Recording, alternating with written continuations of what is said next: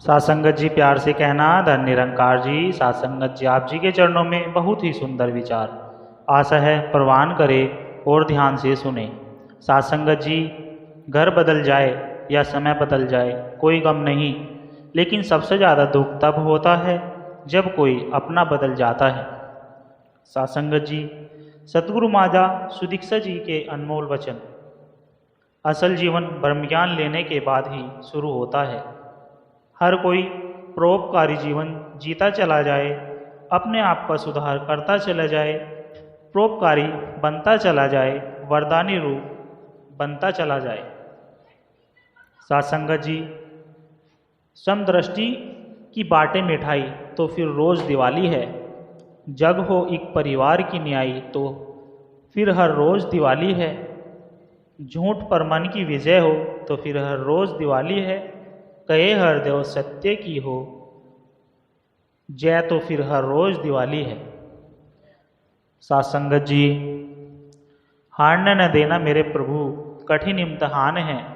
जीत में ही प्रभु हम दोनों का मान है। क्योंकि आपके भरोसे हूँ मैं, यही मेरी पहचान है। मुकद्दर क्या होता है ये तो मुझे मालूम नहीं, पर तू सबकी सुनता है ये खबर पक्की है। हे सतगुरु, काश कि ऐसा हो जाए तेरे नाम का नेटवर्क इतना फाइन हो जाए कि मैं सतगुरु कहूँ और तू ऑनलाइन हो जाए। सासंगत जी, सेवक के कर्तव्य। सतगुरु का जो प्यारा सेवक पाले गुरु के पंच इकरार। सतगुरु का जो प्यारा सेवक रहे निमान सेवादार। सतगुरु का जो प्यारा सेवक भक्तों का करता सत्कार। सतगुरु का जो प्यारा सेवक गुरु संगत से करता प्यार। सतगुरु का जो प्यारा सेवक संतों का यश गाता है। कहे हरदेव गुरु अंतर्यामी, देख उसको हरियाता है। सासंगत जी, माया एक अंधकार के समान है जो जीव को भ्रम में डालती है। लेकिन अगर ज्ञान का सूरज मन में प्रकट हो जाए तो माया अपने आप पीछे हट जाती है। जैसे कि सूरज की तरफ हम मुंह करते हैं तो सूरज की रोशनी सामने होती है और जो परछाई है वो पीछे चली जाती है। अगर हम सूरज की तरफ पीठ कर लेते तो वह काली परछाई सामने आ जाती। इसी तरह इस निराकार को सामने रखने से माया का प्रभाव नहीं होता। इसलिए इस दातार का ध्यान हमेशा बना रहे। सत्संग से बाहर जाकर संसार में विचरते हुए भी बना रहे। लेन देन करते हुए, व्यवहार करते हुए भी दातार की याद बनी रहे। फिर माया कोई भ्रम पैदा नहीं कर सकती। सासंगत जी, यदि आप अपने मन को कंट्रोल नहीं कर सकते तो आपका मन आपका सबसे बड़ा दुश्मन है।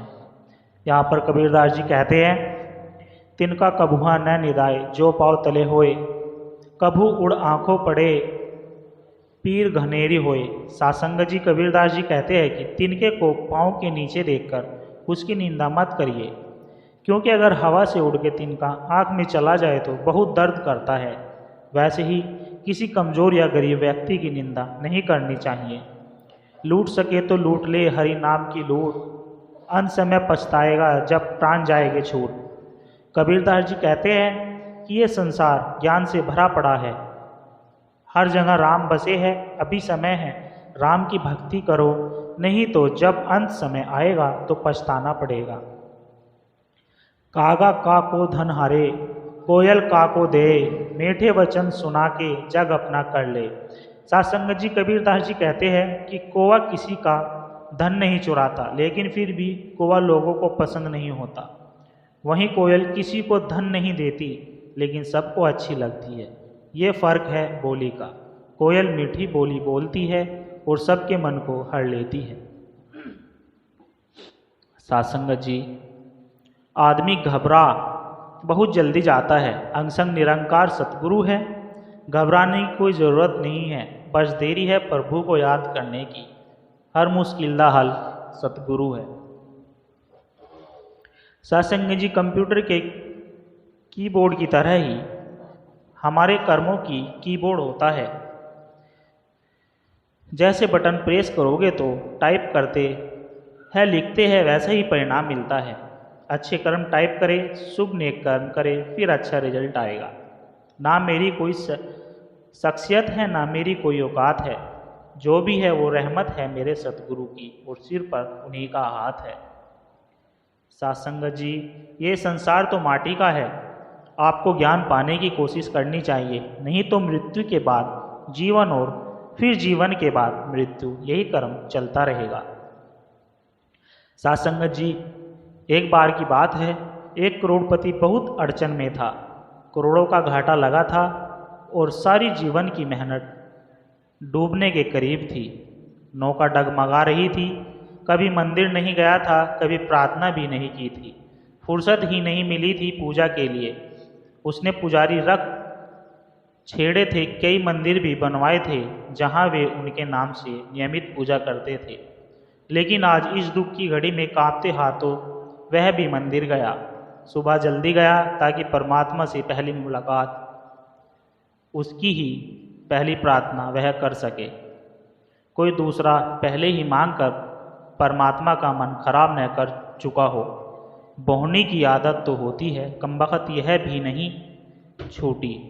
सो सुबह सुबह पहुंचा मंदिर, लेकिन यह देखकर हैरान हुआ कि गांव का एक भिखारी उससे पहले ही मंदिर में मौजूद था। सत्संगत जी, अंधेरा था, वह भी पीछे खड़ा हो गया कि भिखारी क्या मांग रहा है। धनी आदमी सोचता है कि मेरे पास तो मुसीबतें हैं, भिखारी के पास क्या मुसीबत हो सकती है। और भिखारी सोचता है कि मुसीबतें मेरे पास है, धनी आदमी के पास क्या मुसीबतें होगी। इस भिखारी की मुसीबत दूसरे भिखारी के लिए बहुत बड़ी बनी थी। सत्संगत जी, उसने सुना कि भिखारी कह रहा है, हे परमात्मा, अगर 5 रुपये आज ना मिले तो जीवन नष्ट हो जाएगा, आत्महत्या कर लूँगा। पत्नी बीमार है और दवा के लिए 5 रुपये होना बिल्कुल आवश्यक है। मेरा जीवन संकट में है। सत्संगत जी, अमीर आदमी ने यह सुना और वह भिखारी बंद ही नहीं हो रहा, कहे जा रहा है और प्रार्थना जारी है, तो उसने झल्लाकर अपने खींचे से 5 रुपये निकालकर उस भिखारी को दे दिए और कहा, जा ये ले, जा 5 रुपये तू ले और जा जल्दी यहाँ से। अब वह परमात्मा से मुखातिब हुआ और बोला, प्रभु अब आप ध्यान मेरी तरफ दे। इस भिखारी की तो यही आदत है, दरअसल मुझे 5 करोड़ रुपए की ज़रूरत है। भगवान मुस्कुरा कर उठे और बोले, एक छोटे भिखारी से जो तूने मुझे छुटकारा दिलाया है, लेकिन तुझसे छुटकारा पाने के लिए तो मुझे तुझसे भी बड़ा भिखारी ढूंढना पड़ेगा। सत्संगत जी, तुम सब लोग यहाँ कुछ न कुछ मांगने ही आते हो, कभी मेरी ज़रूरत का भी ख्याल आया है? धनी आश्चर्यचकित हुआ, बोला, प्रभु आपको क्या चाहिए? सत्संगत जी, भगवान बोले, प्रेम। मैं भाव का भूखा हूँ, मुझे निस्वार्थ प्रेम व समर्पित भक्त प्रिय है। कभी इस भाव से मुक्त तक आओ, फिर तुझे कुछ मांगने की आवश्यकता नहीं पड़ेगी। सत्संगत जी, प्यार से कहना, धन निरंकार जी। सत्संगत जी, विचार अच्छे लगे हो लाइक कमेंट शेयर जरूर करें और हमारे चैनल को सब्सक्राइब कर दे और दास को आशीर्वाद दे, आप जी के चरणों में ऐसे ही विचार रखता रहे। और सत्संगत जी, जितना ज़्यादा हो सके यह विचार सभी संतों के चरणों में शेयर करने की कृपा करें। सत्संगत जी, प्यार से कहना, धन निरंकार जी।